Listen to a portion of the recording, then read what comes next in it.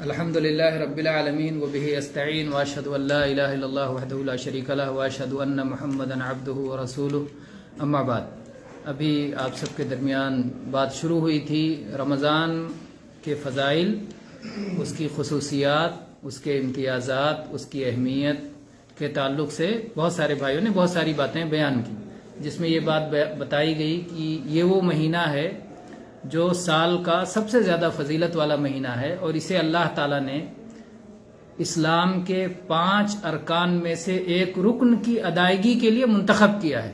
صوم رمضان ایک رکن ہے 5 ارکان میں سے، اللہ نے اس مہینے میں اس کی ادائیگی ہم پر فرض کیا ہے، اور اسی طرح سے اسی مہینے کو اللہ تعالیٰ نے قرآن پاک نازل کرنے کے لیے چنا۔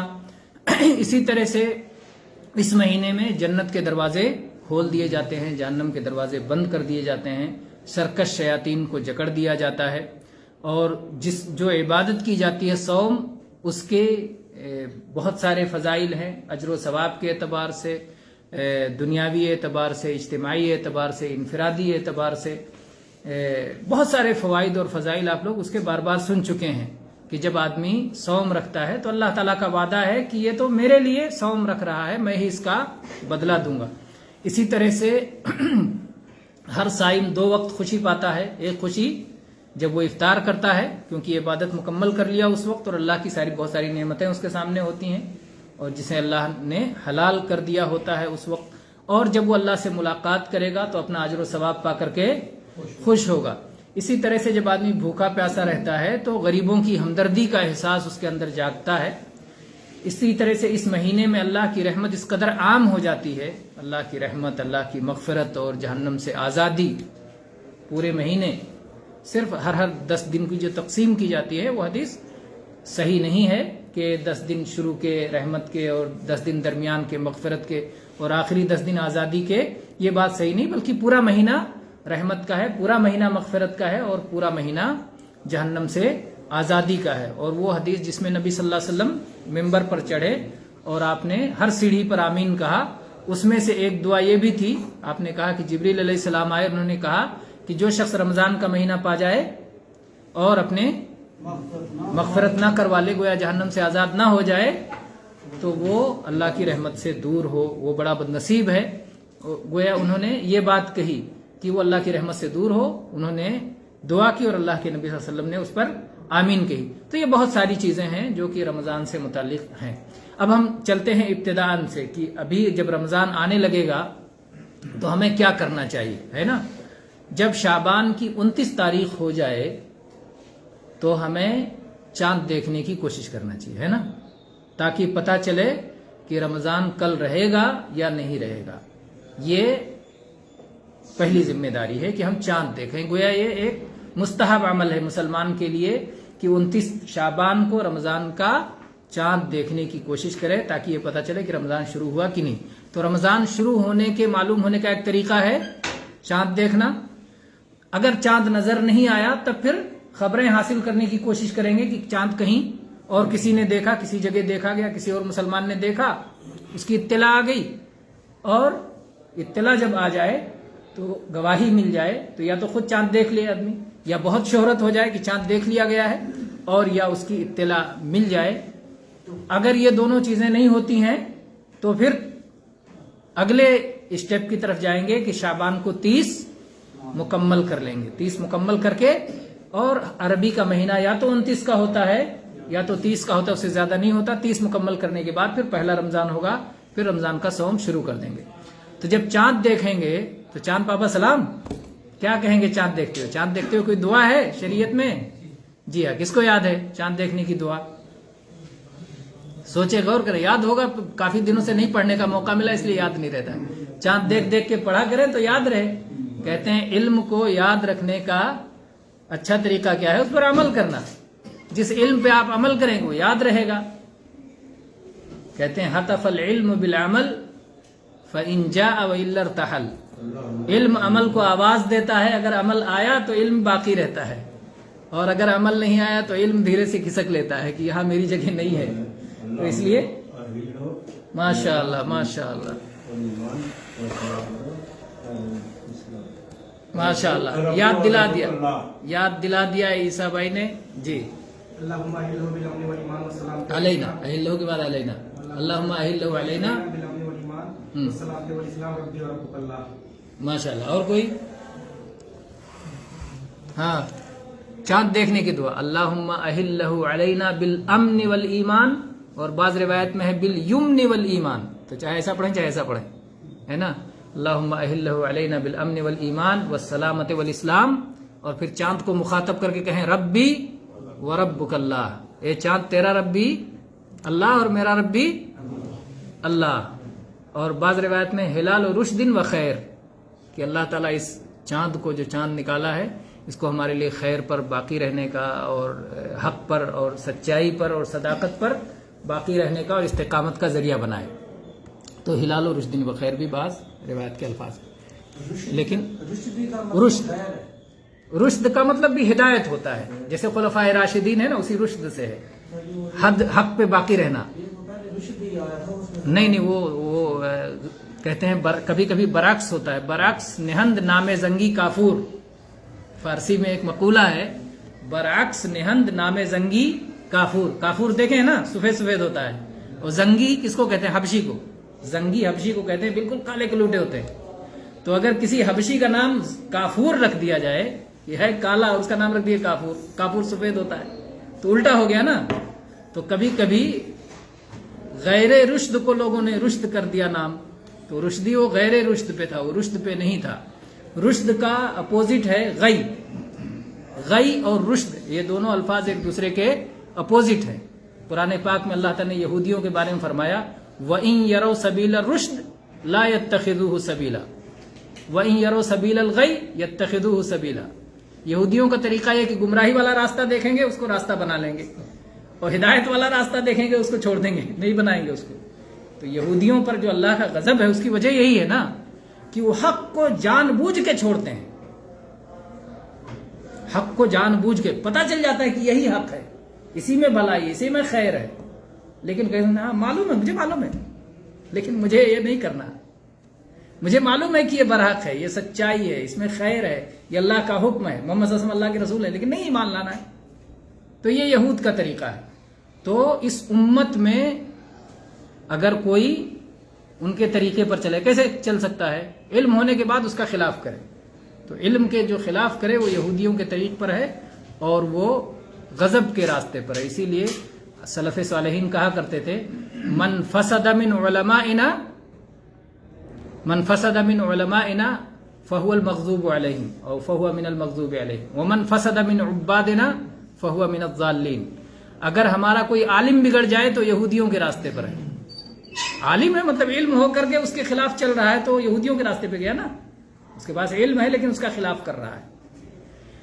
اور اگر عبادت گزار بگڑا ہوا ہے تو وہ نصارہ کے طریق پہ ہے، کہ نصارہ علم کے بغیر عبادت کرتے تھے. تو عبادت گزار ہے لیکن غلط، بلا علم کے عبادت کر رہا ہے. تو اگر عبادت گزار بگڑ جائے تو ضالین، گمراہ لوگوں میں سے ہے، اور اگر عالم بگڑ جائے تو مغضوب علیہم میں سے ہے. اللہ تعالی ہم سب کی حفاظت فرمائے. تو بہرحال بات یہ چل رہی تھی کہ چاند دیکھ کر کے کیا دعا پڑھیں گے، وہیں سے تو بات چلی تھی. تو پہلا کام ہے چاند دیکھنا. اس کے بعد چاند نظر آ جائے یا گواہی مل جائے تو ٹھیک اگلا دن صوم رکھ لیں گے. گویا وہ شعبان کی 30 تاریخ نہیں ہوگی اگلا دن، بلکہ رمضان کی پہلی تاریخ ہو جائے گی. اگر چاند نہیں نظر آیا، چاہے بدلی ہو جانے کی وجہ سے، چاہے بدلی نہ ہو، اس کے بغیر نظر نہیں آیا، کسی وجہ سے بھی نظر نہیں آیا، تو اگلا دن کون سا ہے؟ شک والا دن ہے. پتہ نہیں ہے کہ نہیں. کچھ لوگ کہتے ہیں چلو رکھ لیتے ہیں، ہے نا. اگر رمضان کا ہوا تو ٹھیک ہے، نہیں رمضان کا ہوا تو نفل ہو جائے گا. تو یہ ایسا کرنا جائز نہیں ہے. کون سے صحابی ہیں جن کی حدیث ہے؟ عمار ابن یاسر رضی اللہ عنہ کی حدیث ہے. کہتے ہیں من صام یوم الشک فقد عصا ابا القاسم صلی اللہ علیہ وسلم. جس آدمی نے شک کے دن صوم رکھا، روزہ رکھا، تو اس نے محمد صلی اللہ علیہ وسلم کی نافرمانی کی. شک کے دن صوم نہیں رکھنا ہے، شک کے حساب سے. مطلب آپ کی کوئی اور عادت ہے، اس عادت کے حساب سے آپ رکھے ہوئے ہیں تو الگ مسئلہ ہے. رمضان سے 1-2 دن پہلے ہی، رمضان سے 1-2 دن پہلے ہی سے صوم نہیں رکھنے شروع کر دینا. ایک زمانہ تھا جب بڑے اختلافات ہوتے تھے چاند کی وجہ سے، تو بعض لوگ کہتے تھے ہم سر نیچے کر کے چلیں گے، چاند دیکھنے کی کیا ضرورت ہے، اور ہم 1-2 دن پہلے ہی سے رکھ لیں گے یا پھر حساب کر کے رکھ لیں گے تاکہ اختلاف نہ ہو. تو ان لوگوں کو کیا کہا گیا کہ نہیں، یہ درست نہیں ہے، کیونکہ اللہ کے نبی صلی اللہ علیہ وسلم کا حکم ہمارے لیے کیا ہے، صوموا لرؤیتہ وافطروا لرؤیتہ، چاند دیکھ کر کے صوم شروع کرو اور چاند دیکھ کر کے عید مناؤ. تو یہ تو نبی صلی اللہ علیہ وسلم کا حکم ہے، اس کی خلاف ورزی کیسے ہو سکتی ہے؟ آپس میں اختلاف ہو جائے کوئی مسئلہ نہیں، لیکن نبی صلی اللہ علیہ وسلم سے اختلاف نہیں ہو سکتا ہے، وہ اختلاف نہیں ہو سکتا. وہاں تو آپ کے موافق ہونا ہر امتی کی ذمہ داری ہے.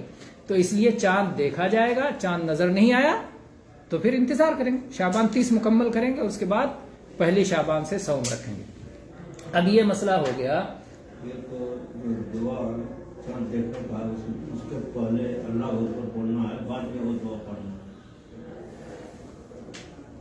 ابھی اللہ اکبر. ابھی کام کیا اللہ اکبر، بعد میں اللہم یہ والی دعا پڑھنا. ممکن ہے، مجھے اس وقت یاد نہیں ہے کہ تکبیر چاند دیکھ کر کے تکبیر پکارنے والی کوئی روایت. خالی اونلی اللہ اکبر، وہی تکبیر ہی نا، اللہ اکبر تو تکبیر ہے، لیکن مجھے یاد نہیں کہ ایسی کوئی روایت ہے. واللہ عالم، ہو سکتا ہے ہو، اگر ہوگی تو بتائیے گا.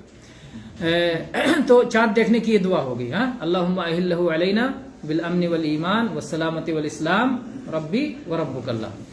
چاند نظر آ گیا، اس کے بعد سمجھیے رمضان شروع ہو گیا، کیونکہ عربی کے ایام مغرب سے شروع ہوتے ہیں اور اگلے دن غروب تک رہتے ہیں. رات پہلے ہے پھر دن بعد میں ہے، تو رمضان کی پہلی تاریخ آ گئی، اس لیے پھر کیا کریں گے، عشاء کے بعد تراویح یا قیام اللیل اسی دن ہو جائے گی. ابھی صوم نہیں رکھے، صوم سے پہلے ہی تراویح آ گئی. رمضان کا مہینہ کیونکہ شروع ہو گیا، اور اللہ کے نبی صلی اللہ علیہ وسلم نے کیا فضیلت بتائی ہے تراویح کی، من قام رمضان ایمانا واحتسابا غفر له ما تقدم من ذنبه.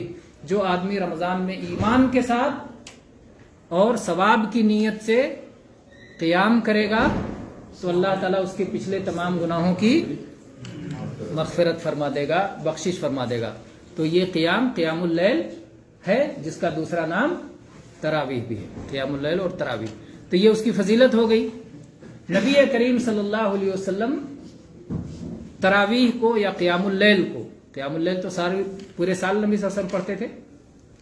رمضان میں اس کا مزید آپ نے اجر و ثواب بیان فرمایا.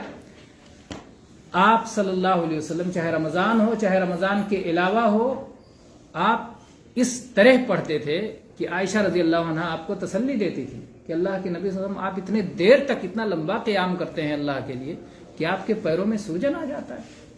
اتنے دیر تک آپ اللہ کے لیے کھڑے رہتے ہیں. اللہ تعالیٰ کو صلاح کے اندر 2 حالت بہت پسند ہے، بات معلوم ہے نا. صلاح کے اندر کون سی حالت اللہ کو پسند ہے؟ ایک قیام کی حالت اور ایک سجدے کی حالت.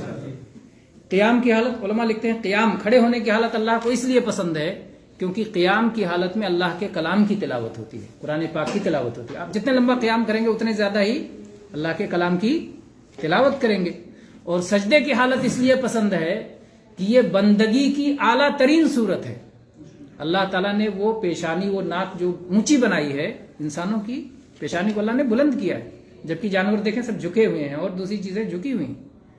تو یہ جو انسان کو اللہ نے عزت دی ہے، اللہ کے سامنے بندہ اس ناک کو اور اس پیشانی کو زمین پہ رکھ دیتا ہے کہ یا اللہ سب کچھ دیا ہوا تیرا ہے، میں تیرا بندہ ہوں، تیرا غلام ہوں اور تیرے حکم کا فرما بردار ہوں اور تیرے نبی صلی اللہ علیہ وسلم کا اطاعت شعار ہوں. تو اللہ کو یہ 2 حالت بہت پسند آتی ہے. تو قیام، نبی صلی اللہ علیہ وسلم لمبا قیام کرتے تھے اور لمبا سجود کرتے تھے، لمبا قیام بھی اور لمبا سجود بھی. اور آپ نے قیام کے بارے میں فرمایا ہے افضل صلاۃ المرء طول القنوت. اہل علم نے کہا قنوت کا مطلب یہاں قیام ہے، لمبا قیام. لمبا قنوت مطلب لمبا قیام کرنا، کیونکہ اللہ تعالیٰ نے قرآن پاک میں فرمایا وقوموا للہ قانتین، اللہ تعالیٰ کے لیے خشوع اور خضوع کے ساتھ، قنوت کے ساتھ کھڑے ہو. تو وہ قیام کرنا، اس میں گویا اللہ کے لیے اطاعت، فرما برداری اور انابت اور رجوع اور جو ہے اللہ کی بندگی ہے اس میں.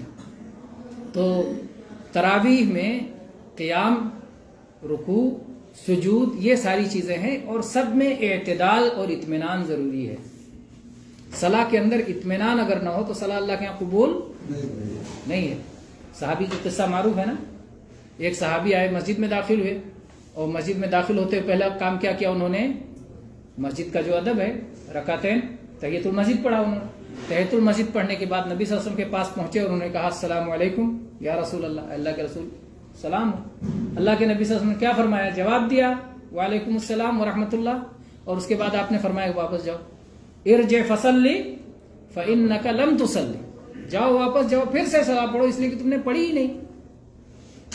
لوٹا دیا, پھر پڑھ کے آئے, پھر سلام کیا, پھر جواب دیا, پھر لوٹا دیا, پھر پڑھ کے آئے. اس طرح سے کتنی بار ہوا, 3 بار ہوا.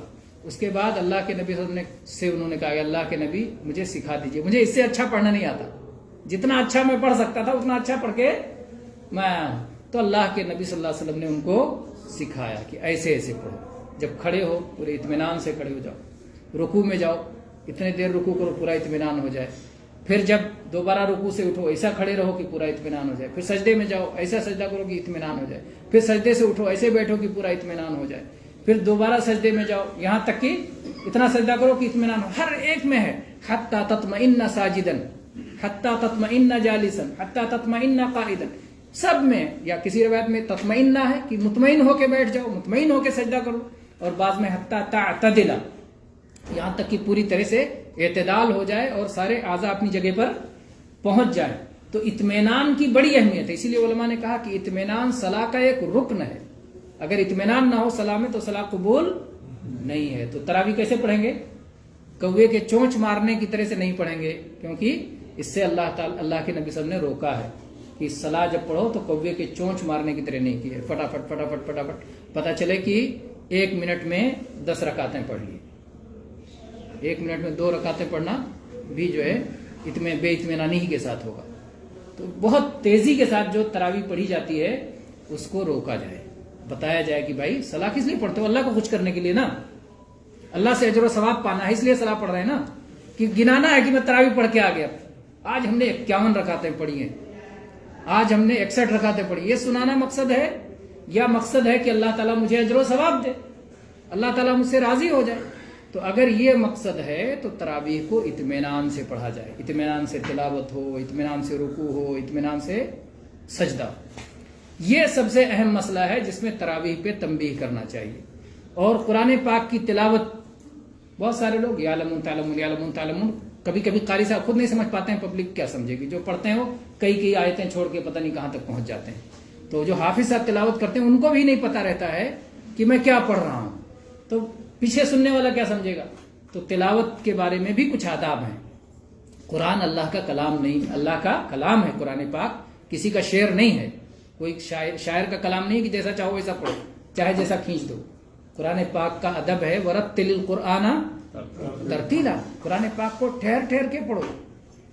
تو قرآن پاک کی تلاوت اچھی ہونی چاہیے تراویح میں, اور تراویح میں رکوع اور سجدے اطمینان سے.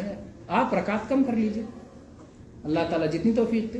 اور رکعتوں کے معاملے میں سنت یہ ہے 11 رکعتیں پڑھی جائیں, 11 رکعتیں پڑھی جائیں, یہ نبی صلی اللہ علیہ وسلم کی سنت ہے. عمر رضی اللہ عنہ نے ابی ابن کعب رضی اللہ عنہ کو انہی 11 رکعتوں پہ جمع کیا تھا مسجد نبوی میں. یہی بات راجح ہے, یہی بات راجح ہے. لیکن اگر کوئی زیادہ پڑھتا ہے تو کوئی حرج نہیں, کوئی آدمی 13 رکعتیں پڑھے کوئی حرج نہیں, کوئی آدمی 21 رکعتیں پڑھے کوئی حرج نہیں, کوئی 23 پڑھے کوئی حرج نہیں, کوئی آدمی 31 پڑھے کوئی حرج نہیں, کوئی 41 رکعتیں پڑھے کوئی حرج نہیں, کوئی آدمی 51 رکعتیں پڑھے کوئی حرج نہیں. کیونکہ نبی کریم صلی اللہ علیہ وسلم کا قولی طور پر بھی یہ حدیث ثابت ہے, صلاۃ اللیل مثنی مثنی, رات کی صلاۃ 2 رکعت ہے. فَإِذَا خَشِيَ أَحَدُكُمُ الصُّبْحَ فَلْيُؤْتِرْ بِرَكْعَةٍ وَاحِدَةٍ تُوتِرُ لَهُ مَا قَدْ صَلَّى. صبح ہونے کا خطرہ ہو 1 رکعت وتر پڑھ لو, سب وتر ہو جائے گا. تو آپ نے 20 پڑھا 1 ملایا 21 ہو گیا, وتر ہو گیا. آپ نے 30 پڑھا 1 ملایا 31 ہو گیا, وتر ہو گیا. آپ نے 40 پڑھا 1 ملایا 41 ہو گیا, وتر ہو گیا. تو جو بھی آپ پڑھیں, کوئی بھی شفع کی تعداد ہو اس میں 1 لگا دیں گے, وتر ہو جائے گا.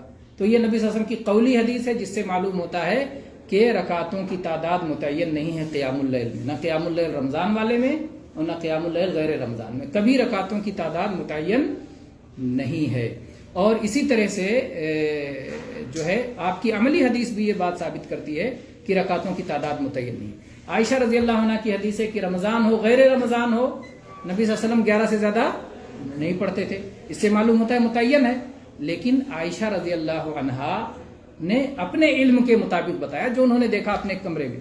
جبکہ امہات المومنین میں سے دوسری زوجہ غالباً ام سلمہ رضی اللہ عنہا یا کوئی اور زوجہ ہیں جن کی روایت میں 13 رکعتیں قیام اللیل ثابت ہے.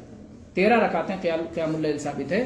تو اس لیے زیادہ رکعتیں گویا ثابت ہو گئی. چاہے 2 ہی رکعت زیادہ ثابت ہوگی لیکن زیادہ ثابت ہوگی.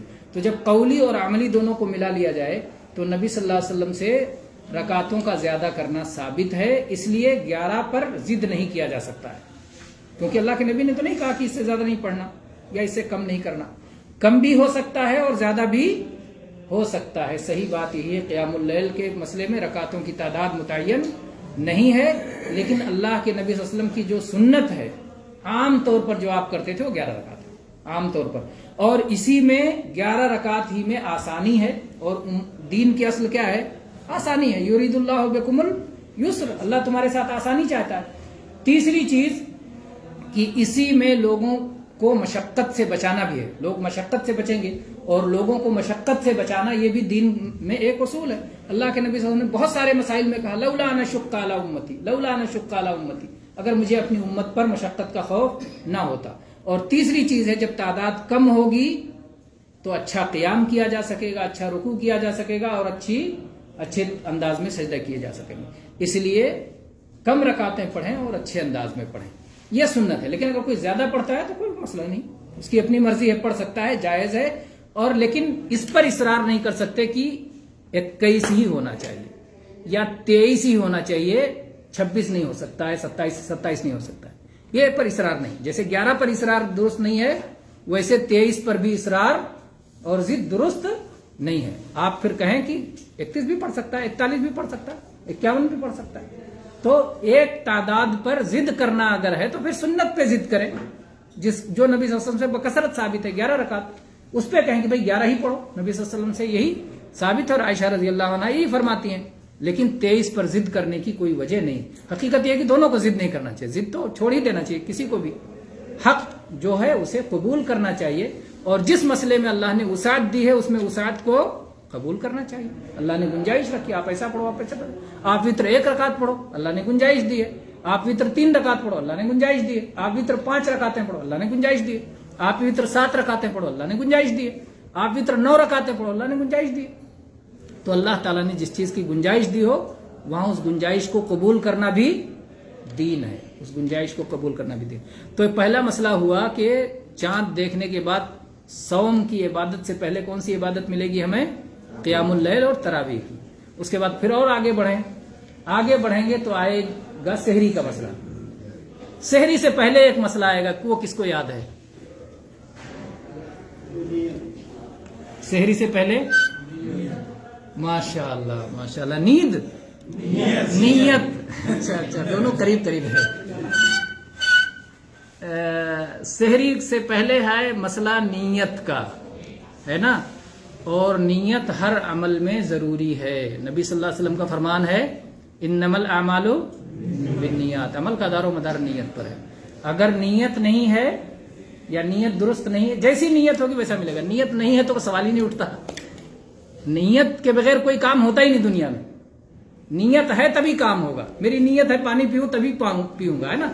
نیت ہے پھر پی لیا. لیکن نیت کے بغیر کوئی کہے پی لو نہیں، پہلے دل میں نیت ہوگی نا. نیت کہاں کا، کس کا عمل ہے؟ دل کا عمل ہے. نیت دل کا عمل ہے. ہاتھ کا جو عمل تھا وہ نیت نہیں تھا. پینے کا جو عمل تھا وہ نیت نہیں تھا. پینے کا عمل منہ سے کیا گیا، اٹھانے کا عمل ہاتھ سے کیا گیا، بتانے کا عمل زبان سے کیا گیا. تو ہر عمل کہاں سے ہوتا ہے، کیسے ہوتا ہے، اس کے الگ الگ ہر ایک کا میدان ہے، ہر ایک کا کام متعین ہے. تو نیت دل کے ارادے کا نام ہے، نیت زبان سے کہنے کا نام نہیں ہے. اس لیے جو بہت سارے لوگ نیت یاد کرواتے ہیں کہ رمضان کی نیت، روزے کی نیت یاد کر لو، وہ کیا ہے؟ وہ صرف بلا وجہ کی مشقت نہیں ہے. کوئی کہے کہ یار فضول کی مشقت کیوں کروا رہے ہو؟ تو صرف فضول کی مشقت نہیں ہے بلکہ وہ آپ کو بدعت میں ڈال رہے ہیں، گناہ کروا رہے ہیں.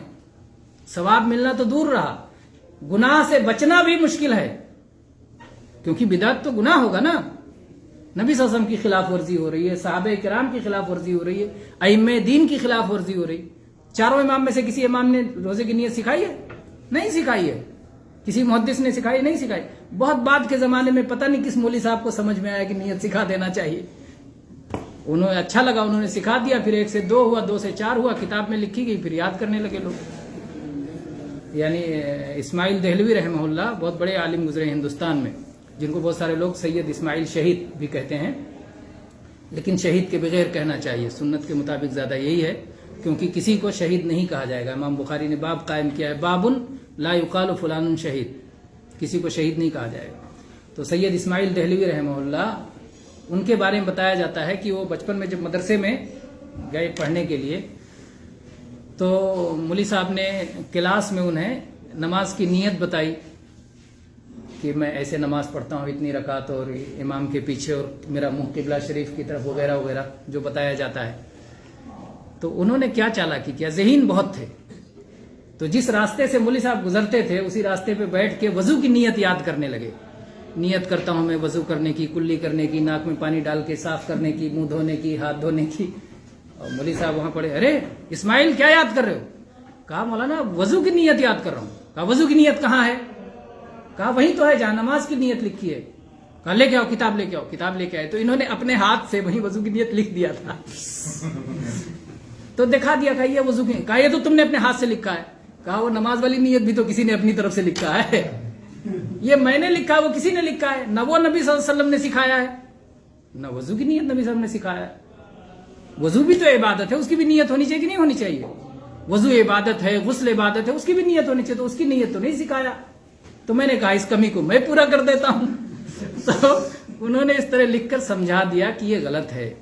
تو ہر وہ دعا، ایک اصول یاد رکھیں، ہر وہ دعا جس میں نویتو آیا ہے، نویتو یعنی میں نیت کرتا ہوں، وہ دعا نبی صلی اللہ علیہ وسلم سے ثابت نہیں ہے۔ کوئی بھی دعا جس میں نویتو ہو، آپ فوراً نویتو دیکھ کے کہہ دیں کہ بھائی یہ نبی صلی اللہ علیہ وسلم کی دعا نہیں ہے، کیونکہ نبی صلی اللہ علیہ وسلم کی کسی دعا میں نویتو نہیں آیا، میں نیت کرتا ہوں۔ نیت دل کا کام ہے، زبان کا کام نیت نہیں ہے۔ نیت کرنا ضروری ہے، لیکن یاد رکھیں یہ نہ کہ بات کو کہ نیت کرنا ضروری نہیں، نہیں، غلط بات ہے۔ نیت کرنا ضروری ہے، نیت کرنا فرض ہے، نیت کرنا صوم کا رکن ہے۔ اگر کوئی آدمی بلا نیت کے صوم رکھ لے تو صوم قبول نہیں ہے۔ بلا نیت کے صوم ہو سکتا ہے؟ صوم نہیں ہو سکتا ہے، لیکن بھوکا پیاسا رہنا ہو سکتا ہے۔ ایک دن اتفاق سے آپ صبح سے شام تک کھانا پانی نہیں پائے، رہ گئے ایسے، انتظار میں تھے کہ کوئی کھانا لائے گا، کہیں سے پانی آئے گا، کسی نے کہا میں ابھی کھانا لے کے آتا ہوں، اور آپ اسی انتظار میں رہے، نہیں لایا، صبح سے دوپہر ہو گئی، آپ نے سوچا شاید 2 بجے لے کے آئے، 2 بجے ہو گئی، یہاں تک کہ دن ڈوب گیا اور آپ کھانا نہیں کھا پائے، یا کوئی شخص دن بھر کھانا نہیں کھا پایا، پانی نہیں پی پایا، تو کیا وہ صوم مانا جائے گا؟ اس کا اجر و ثواب پائے گا؟ نہیں۔ اس لیے کہ صوم کا مطلب یہ ہے کہ اللہ کی عبادت کرنے کی خاطر کوئی آدمی چھوڑے، پینا چھوڑے، یہ کہ پایا نہیں، پایا پھر بھی چھوڑ دے، ہے نا، سامنے رکھا ہے پانی پھر بھی نہ پیے، سامنے رکھا ہے کھانا پھر بھی نہ پیے، لیکن صرف کھانا نہیں کھایا، صرف پانی نہیں پیا اس لیے صوم کا ثواب مل جائے گا؟ نہیں، اس پہ ثواب نہیں ملے گا۔ جب ایک آدمی باقاعدہ نیت کر کے چھوڑتا ہے کہ مجھے صوم توڑنے والی کوئی چیز نہیں کرنا ہے، نیت کرتا ہے رات ہی میں، دن میں نہیں، نفل ہو تو دن میں بھی کر سکتا ہے، فرض میں رات ہی میں کرنا ہے۔ نبی صلی اللہ علیہ وسلم نے فرمایا من لم یجمع الصیام قبل اللیل فلا صیام لہو، جو آدمی رات ہی میں صوم کی دل سے پختہ نیت نہ کر لے تو اس کا صوم اللہ کے یہاں قبول نہیں ہے۔ تو آپ چاہتے ہیں کہ صوم قبول ہو تو پہلا کام ہے نیت کریں کہ مجھے کل آنے والا جو دن ہے اس کو آپ کل کہہ لیں یا آج کہہ لیں، وہ آپ کی مرضی ہے نا۔ آنے والا جو دن ہے، دن اور رات 2 سے مل کے دن بنتا ہے نا، اندھیرا حصہ اور اجالا حصہ، اللہ نے اندھیرا اور اجالا کر کے تمیز کر دیا کہ آدھا یہ ہے آدھا یہ ہے، اور اللہ نے کہا فجعلنا آیۃ النہار مبصرہ، ہم نے دن کی روشنی کو، دن کو روشن بنا کے اس کی نشانی بنا دی، روشن ہونا دن کی نشانی بنا دی، اور ومحونا آیۃ اللیل، اور رات کی نشانی کو ہم نے مٹا دیا۔ کوئی چیز مٹا دو تو اندھیرا کالا کالا ہو گیا، مٹ گیا نا، تو اللہ نے رات کی نشانی مٹا کے بتا دیا کہ اندھیرا ہے، کچھ بھی نظر نہیں آ رہا، اور روشن ہے تو دن ہے۔ تو جو روشن حصہ آ رہا ہے نہار جو ہے، اور جو لیل اندھیرا والا حصہ ہے، اندھیرے والے حصے ہی میں روشن والے حصے سے پہلے ہی نیت کر لینا ہے، کیونکہ روشن والے حصے میں ہی کھانا چھوڑنا ہے، پانی چھوڑنا ہے، اپنی شہوات اور خواہشات کو چھوڑنا ہے، جن جن چیزوں سے اللہ نے روکا ہے صوم کی حالت میں ان چیزوں کو چھوڑنا ہے۔ تو نیت کرنا یہ پہلا عمل ہے صوم کے لیے، اور دوسرا عمل ہے چھوڑ دینا ان چیزوں کو جو آپ کے صوم کو خراب کرتی ہیں۔ ان کو عربی میں مختصر لفظ میں کیا کہتے ہیں؟ امساک۔ امساک یعنی رک جانا، کچھ چیزوں سے رک جانا، صوم توڑنے والی چیزوں سے رک جانا۔ تو نیت اور امساک یہ دو چیزیں صوم کا رکن ہے، یہ دونوں آپ نے کر لیا تو آپ کا صوم اللہ کے ہاں قبول ہوگا۔ اور اگر کوئی چیز رہ گئی، آدمی بلا نیت کے بھوکا پیاسا رہ گیا تو نہیں قبول ہے، یا کوئی ایسا کام کر لیا جس سے صوم ٹوٹ جاتا ہے تو بھی صوم قبول نہیں ہوگا۔ تو یہ رہا مسئلہ کہ آپ شام سے ہم لوگ آگے بڑے وقت کے حساب سے، اور اس وقت سحری کھانے سے پہلے نیت کر لی، اس کے بعد پھر سحری کھائیں۔ بعض لوگ کہتے ہیں سحری کھانا ہی نیت ہے، تو کیا یہ بات صحیح ہے؟ سحری کھانا نیت نہیں ہے، کیونکہ سحری ہم ہاتھ سے منہ سے کھاتے ہیں اور نیت دل سے ہوتی ہے، تو سحری کسی اور سے کیا جاتا ہے اور دل سے۔ سحری کھانا ایک الگ عمل ہے، اور یہ کیا ہے؟ سنت ہے، اور اس میں برکت ہے۔ نبی صلی اللہ علیہ وسلم فرمایا تسحروا فإن فی السحور برکہ، سحری کھایا کرو، سحری کھانے میں برکت ہے۔ اور اگر کوئی آدمی سحری نہ کھا پائے تو بھی اس کا صوم ہو جائے گا، اگر اس نے نیت کر لی۔ ایک آدمی شام ہی چاند دیکھا اور نیت کر لی کہ صوم تو رکھنا ہے، سحری میں نہیں اٹھ پایا یا کسی وجہ سے سحری نہیں کھائی، سحری میں ایک گھونٹ پانی پہ اکتفا کر لیا، اسی کو سحری مان لیا، تو اس کا صوم قبول ہے اللہ کے یہاں۔ ایسا نہیں ہے کہ سحری نہیں کھایا، اگر کوئی آدمی سو گیا، نیت شام ہی کو کر لی تھی، لیکن جب اس کی آنکھ کھلی تو فجر کی اذان ہو چکی تھی، سحری کا وقت ختم ہو گیا تھا، سحری نہیں کی، تو کیا اس کا صوم قبول نہیں ہوگا؟ صوم قبول ہوگا، اس لیے کہ سحری کھانا نیت نہیں ہے، نیت وہ ہے جو پہلے کر چکا ہے۔ تو اس لیے اگر کوئی کہتا ہے کہ سحور کرنا ہی نیت ہے تو اس کو کہا جائے گا بھائی سحور کرنا نیت نہیں ہے، سحور کرنا الگ سے سنت ہے، نیت فرض ہے اور سحری سنت ہے، تو دونوں کا درجہ بھی الگ الگ ہے، گریڈ ہے نا۔ سحری کھانا سنت ہے، فرض نہیں ہے، رکن نہیں ہے، جبکہ نیت کرنا فرض ہے اور صوم کا رکن ہے، تو دونوں دو عمل ہے، اس لیے اس دونوں میں تمیز کرنا بھی ضروری ہے۔ تو سحری کھائیں، سحری کھانا ایک سنت ہے، اور اس کے ساتھ ایک سنت اور ہے، ماشاء اللہ ماشاء اللہ، کیا کرنا؟ دیر سے سحری کھانا، دیر سے سحری کھانا سنت ہے۔ دیر سے کھانے کا کیا مطلب ہے؟ یعنی جب تک کھانے کی اجازت ہے اس آخری وقت تک کچھ نہ کچھ کھانا ہے نا۔ ہمارے یہاں پہلے بعض بزرگوں سے یہ بات نقل کی جاتی ہے، پہلے اپنے یہاں جو ہے تمباکو کھانے کے لوگ بڑے عادی ہوتے تھے، تو کہتے تھے کچھ نہ کرو تو کم سے کم آخری وقت میں تمباکو ہی کھا لو، تو یہ ہو جائے گا، آخری وقت کا ثواب مل جائے گا۔ تو کیسے لوگوں کو کیسے سمجھائیں گے کہ ارے بھائی تمباکو کھانا حرام ہے، حرام چیز کھا کے اپنی نیت کا اختتام کرو گے تو اچھی بات نہیں ہے نا، حرام چیز تو چھوڑ دینا چاہیے۔ وہ کہے نہیں نہیں مکروہ ہے، تو بولو ٹھیک ہے، مکروہ کے معنی بھی کیا ہوتا ہے؟ مکروہ کے معنی چھوڑ دو تو ثواب ملے گا، مکروہ کے معنی نہیں کہ کھاؤ۔ بولو کسی عالم سے جا کے پوچھ لو کہ مکروہ کے معنی کیا ہوتا ہے، تو بتائے گا کہ چھوڑ دو تو ثواب ملے گا۔ تو بھئی ہم مان لیتے ہیں تمباکو کھانا مکروہ ہے تو بھی چھوڑو، اس لیے کہ چھوڑنے میں ثواب ہے، ہم تم کو مجبور نہیں کرتے کہ حرام ہی مانو، ہم تو حرام مانتے ہیں۔ ہم کیا مانتے ہیں؟ تمباکو کو حرام ہے، آپ مکروہ مانو، ہمیں اعتراض نہیں ہے، لیکن مکروہ کے معنی کیا ہوتا ہے؟ چھوڑ دینے میں ثواب ہے، اس لیے مکروہ مانتے ہو تب بھی چھوڑ دو تاکہ آپ ثواب پاؤ، اور ثواب پاؤ گے تو جتنا بندہ ثواب پائے گا اللہ کے قریب ہوگا، ثواب آپ کا بڑھتا جائے گا، آپ اللہ کے قریب ہوتے جائیں گے، تو اور جو ہے آپ اللہ کے ولی ہوتے جائیں گے۔ ولایت میں آدمی فرض پر عمل کرے، سنتوں پر عمل کرے، حرام کو چھوڑے، مکروہات کو چھوڑے، ولی بن جائے گا۔ تو کون نہیں چاہتا کہ اللہ کا ولی بنے؟ کوئی ایسا ہے جو نہیں چاہتا اللہ کا ولی بنے؟ تو ولایت اگر آپ اللہ کی چاہتے ہیں، اور ولی کا الٹا عدو ہوتا ہے، یا تو دوست ہے یا تو دشمن، تو ظاہر بات ہے کوئی یہ بات کو پسند نہیں کرے گا، اس لیے خیر کی طرف بڑھنا چاہیے، اور اگر اسے کوئی مکروہ بھی جانتا ہے تو بھی اسے تمباکو کو چھوڑ دینا چاہیے۔ مطلب وقت بہت تیزی سے گزر گیا، اور الحمدللہ جو ہے بہت ساری باتیں آ گئی. انشاءاللہ پھر اگر اگلا جمعہ آئے گا کہ اگلا جمعہ رمضان ہو سکتا ہے، لیکن اگلا جمعہ آئے گا تو انشاءاللہ کچھ اور باتیں اس میں ہو جائیں گی. اس میں انشاءاللہ اقول قولی ھذا واستغفر اللہ لی ولکم من کل ذنب فاستغفروہ انہ ھو الغفور الرحیم.